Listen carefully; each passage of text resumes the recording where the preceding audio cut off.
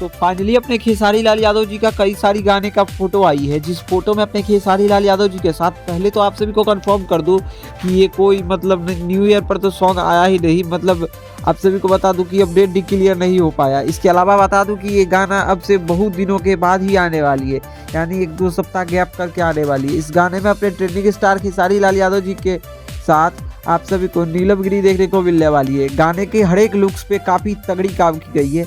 और दोस्तों आप सभी को बता दूं कि इस गाने में अपने खेसारी लाल यादव जी का ज़बरदस्त तरीक़ों से आउटफिट लग रहा है, जिसमें अपने खेसारी लाल यादव जी के साथ नीलम गिरी के साथ 2 से 3 रोमांटिक गाना शूट हुआ है। पहले तो चैनल्स की बात कर ले तो एक बताया जा रहा है वेस्ट भोजपुरी के लिए, वही मीडिया रिपोर्ट के माने तो एक बताया जा रहा है आराध्या फिल्म्स के लिए। दोस्तों वही आराध्या फिल्म्स जिससे कमर डैमेज गाना आया था अपने खेसारी लाल यादव जी की, जो कि बहुत अच्छी रिस्पॉन्सिबिलिटी थी इन्हीं 2 गाने की।